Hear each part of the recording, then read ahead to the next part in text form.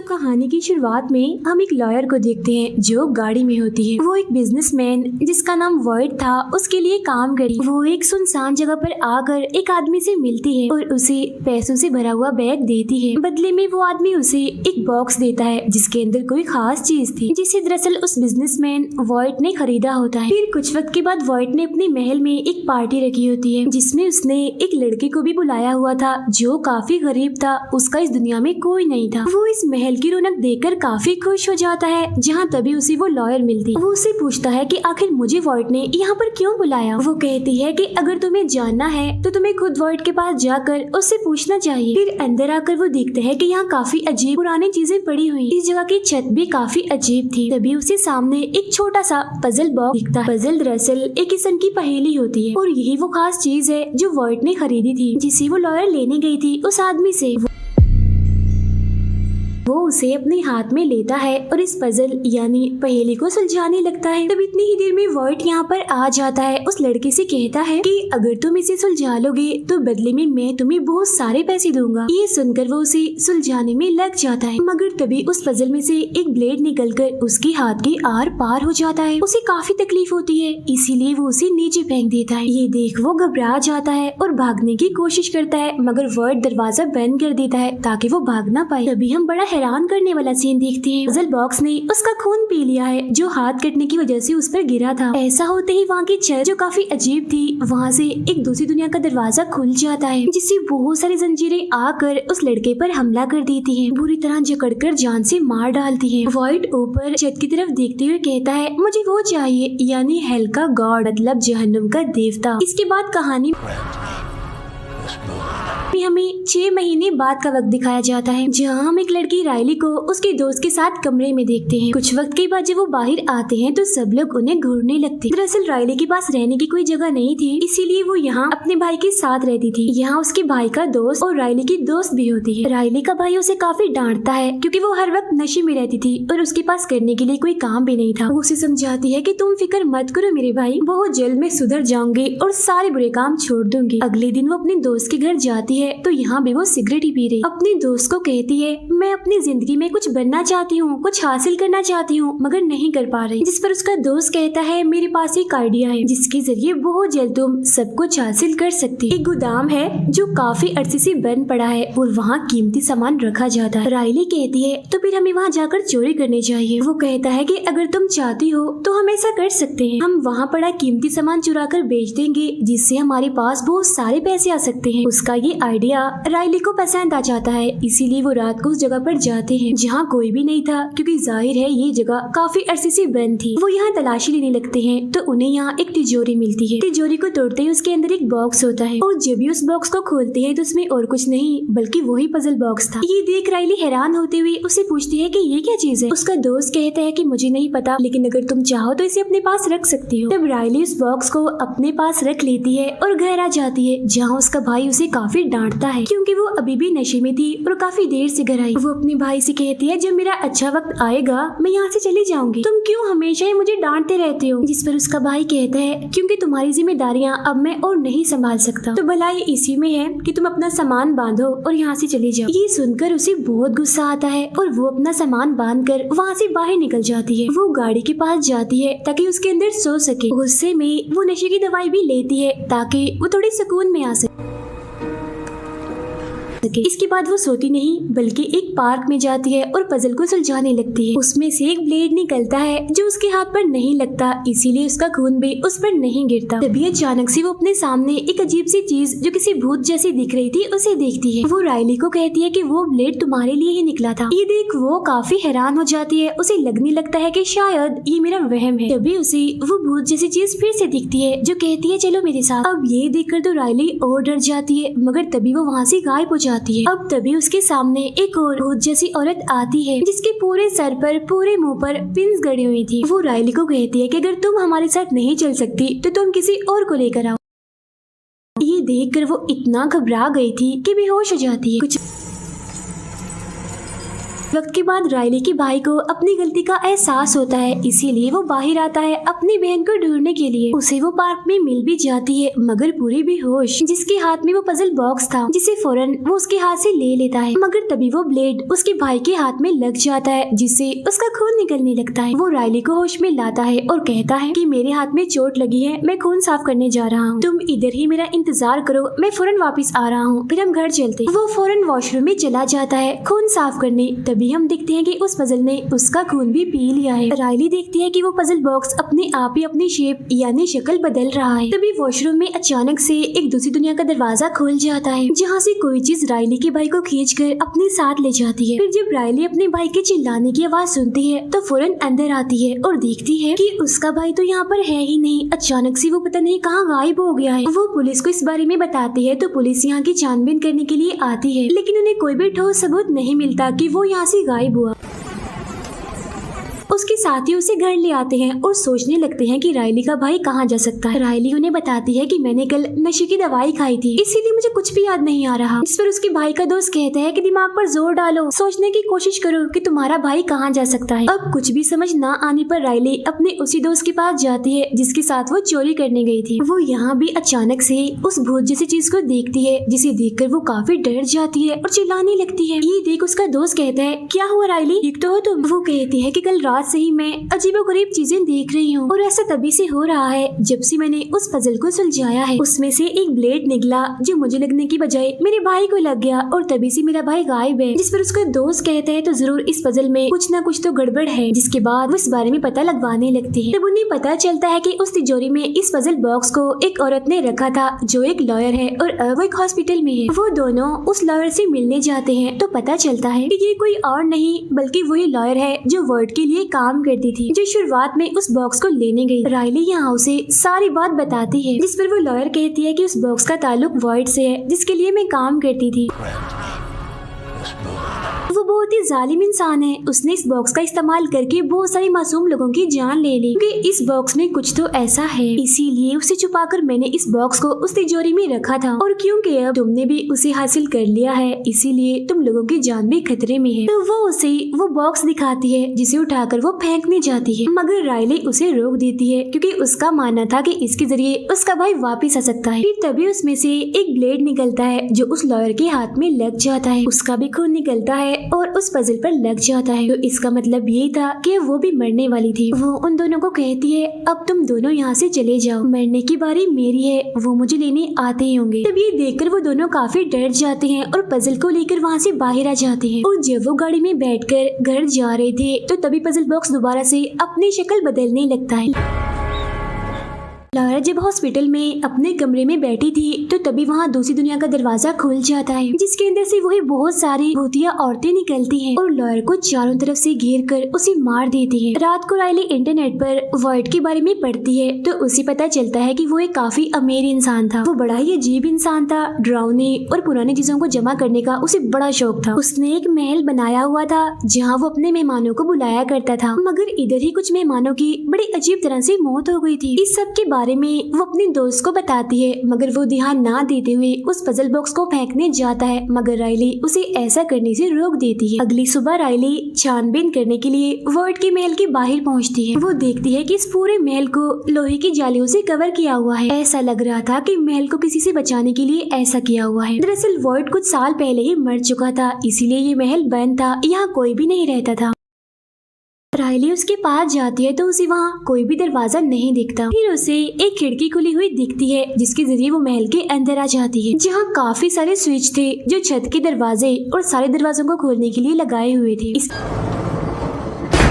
के बाद वो जाती है वर्ड के कमरे में छानबीन करने के लिए, जहाँ की दीवारों पर वो उन्हीं भूत जैसी दिखने वाली औरतों की तस्वीरों को देखती है जो अक्सर उसे नजर आया करती थी। फिर यहाँ उसे वो किताब मिल जाती है जिसके अंदर इस पजल बॉक्स के बारे में लिखा हुआ था। ये दरअसल एक ऐसा बॉक्स था जिसके अलग अलग स्टेप्स थे और ये कोई मामूली नहीं था, बल्कि ये हेल यानी जहन्नुम से आया था और जिस इंसान के पास भी होता था वो इसकी मदद से कुछ भी हासिल कर सकता था। जब ये बॉक्स अपनी शक्ल बदलता है तो उसके कुछ स्टेप्स थे जिसके हर एक स्टेप पर इंसान को किसी का सेक्रीफाइस यानी कुर्बानी देनी पड़ेगी। जी हाँ, 1 से लेकर 5 तक कुर्बानियों में उन्हें किसी स्टेप पर जिंदगी मिलेगी तो किसी पर अकल, किसी पर प्यार मिलेगा तो किसी पर इज्जत, और छठे स्टेप पर उन्हें वो मिलेगा जिनकी सारी ख्वाहिशों को पूरा करेगा यानी हेल का गॉड, क्योंकि ये उनका आखिरी स्टेप होगा जिसमें हेल का गॉड इनके सामने आएगा। ये उसके सामने अपनी बातें रखेंगे तो वो पूरी करेगा। और राइली को बार बार जो भूतिया औरतें दिख रही थी वो दरअसल डीमंस हैं जो दूसरी दुनिया में रहती हैं, इसीलिए तो हर बार दूसरी दुनिया का दरवाजा खुल जाया करता था। और उन डीमंस का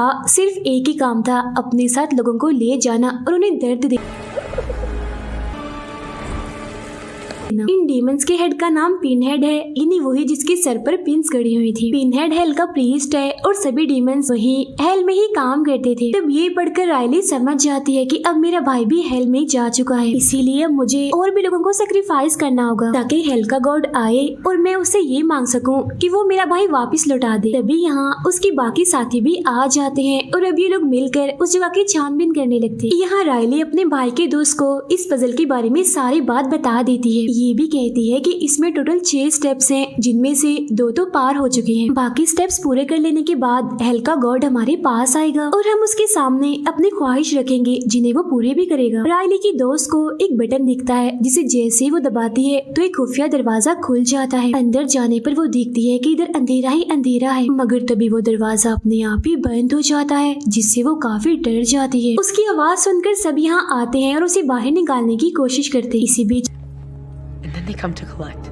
राइली देखती है कि उसका पजल बॉक्स गायब है। उसी अंधेरे में एक आदमी था जिसके हाथ में वो पजल बॉक्स था। वो उसे राइली की दोस्त के पेट में घुसा देता है जिससे वो जोर से चीख मारती है। इसके साथ ही वो दरवाजा खुलता है और वो बाहर आ जाती है। वो लोग उसकी हालत देखकर काफी डर गए थे, फौरन ही उसकी कमर से वो बॉक्स को हटाते हैं। ये देख राइली समझ जाती है कि मेरी इस दोस्त की जान खतरे में है। वो डीमंस आकर इसे अपने साथ ले जाएंगे। उसे बचाने के लिए वो महल से निकलकर गाड़ी में बैठते हैं और वहाँ से ले जाने लगते। तभी वो देखते हैं कि बॉक्स अपनी शक्ल बदल रहा है, मतलब कि अब वो तीसरे स्टेप पर है। अब राइली की दोस्त खुद को दूसरी दुनिया में पाती है जहाँ बाकी डीमंस और पिनहेड मौजूद थे। वो डरती हुई उनसे पूछती है कि आप मुझसे क्या चाहते हैं, जिस पर पिनहेड कहती है हम यहाँ तुम्हें दर्द देने आए हैं। वो अपनी माथे से एक पिन निकालती है और उसे उसकी गर्दन में घुसा देती है और कहती है कि हम तुम्हें इससे भी और ज्यादा दर्द देंगे। उधर राइली शीशे में पीछे देखती है तो उसे दूसरी दुनिया दिखती है जहाँ पिनहेड ने उसके दोस्त को बंदी बनाया हुआ था।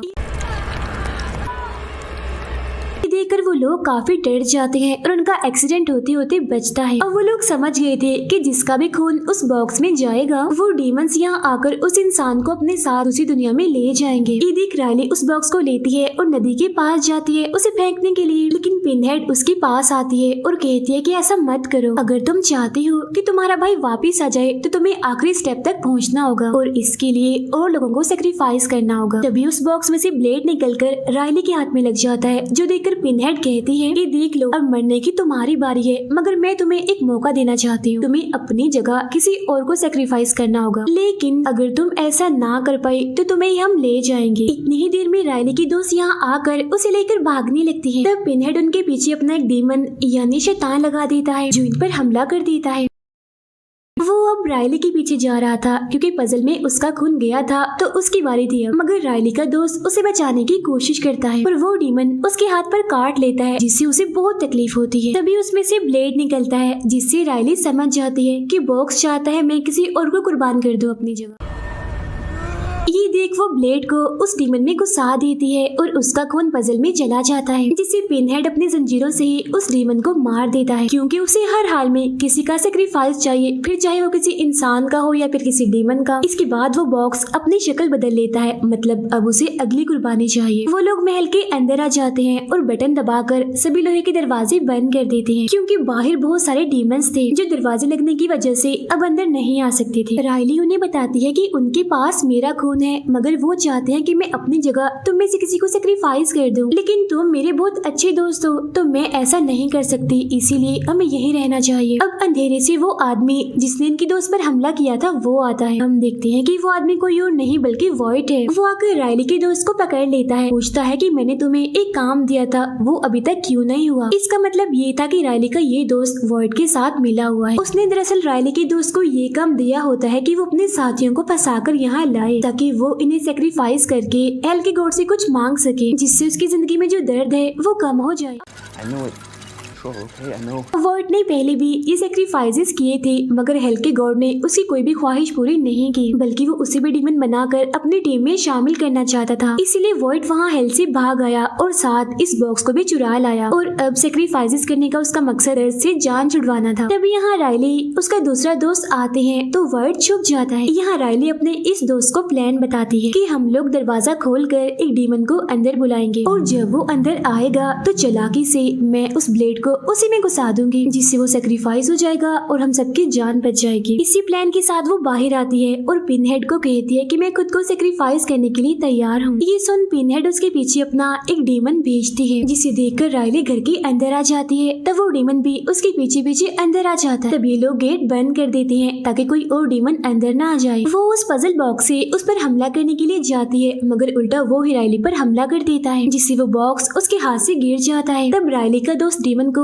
दरवाजे में फंसा देता है और वॉइड बाहर निकल के आता है और बॉक्स को उठाकर राइली के दूसरे दोस्त में घुसा देता है, जिसका खून अब उस बॉक्स में चला जाता है। वो फिर उस बॉक्स को छत के बिल्कुल बीचों बीच रख देता है। राइली उसे जिंदा देखकर काफी हैरान हो जाती है और पूछती है कि तुम ऐसा क्यों कर रहे हो। वो बताता है कि ये बात कि सेक्रीफाइसेस करने के बाद हेल का गॉड हमारी ख्वाहिश पूरी करेगा, ये बस वहम है, ड्रामा है, क्योंकि हेल का गॉड हमारी कोई भी ख्वाहिश पूरी नहीं करता, बल्कि वो उस इंसान को भी डीमन बना देता है ताकि उसकी डीमंस की एक बड़ी आर्मी बन जाए। उसने मुझे भी डीमन बनाना चाहा, लेकिन मैं वहाँ से बाहर आ गया और अब मैं तुम सबको सेक्रीफाइस करूंगा। जिसके बाद हेल का गॉड आएगा तो मैं ये मांगूंगा कि मुझे छोड़ दो। उस बॉक्स को नीचे रखते ही आसमान से बड़ी सी चीज नीचे आती है, जो कोई और नहीं बल्कि हेल का गॉड ही था। इसके बाद वॉइड सारे दरवाजे खोल देता है, जिससे सभी डीमंस अंदर आने लगते। पिनहेड वॉइड से पूछती है कि आखिर तुम ऐसा क्यों कर रहे हो, जिस पर वो कहता है मैं और दर्द नहीं सह सकता, मुझे ठीक होना है और यही मेरी ख्वाहिश है। पिनहेड कहती है कि ये तुम्हें हेल के गॉड की तरफ से दिया हुआ एक गिफ्ट है, अगर तुम इसे ठुकराओगे तो सजा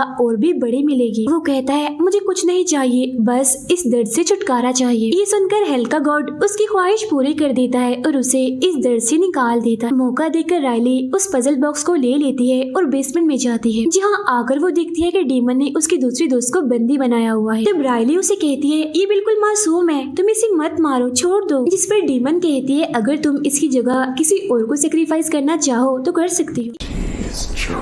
ये सुनकर राइली उस बॉक्स को अपने उसी दोस्त के पेट में घुसा देती है, क्योंकि उसे पता चल गया था कि मेरा ये दोस्त वॉइड के साथ मिला हुआ है। ये देख वो डीमन अब पहले वाले को छोड़कर इसके पीछे पड़ जाती है। अब वॉइड ठीक हो गया था, मगर हेल का गॉड उसे अपने साथ ले गया था। साथ ही राइली का वो दोस्त भी हेल में चला गया था। अब राइली अपने बचे दोस्त को ऊपर लेकर आती है, जहाँ सारे डीमंस उसका इंतजार कर रहे थे। पिनहेड उसे कहती है कि तुम आखिरी स्टेप पर हो, अपनी ख्वाहिश हमारे सामने रखो जिसे हम पूरा करेंगे। राइली को वॉइड की बातों से पता चल गया था कि ये लोग कोई ख्वाहिश पूरी नहीं करते, बस ड्रामा करते हैं अपने जाल में फंसाने का। इसीलिए वो पिनहेड से कहती है कि मैं जानती हूँ मेरा भाई मर चुका है, वो वापिस अब नहीं आएगा। ये सुन पिनहेड उसे एक ख्याल में उसका भाई दिखाती है, जो राइली को कहता है मुझे बचा लो, मुझे लेने आ जाओ। यहाँ राइली समझ जाती है कि वो चाल चल रही है मुझे फंसाने के लिए, इसीलिए वो कुछ नहीं मांगती और कहती है कि नहीं शुक्रिया, मुझे कुछ नहीं चाहिए। वो उस बॉक्स को वहीं रखकर अपने दोस्त को लेकर वहाँ से बाहर चली जाती है।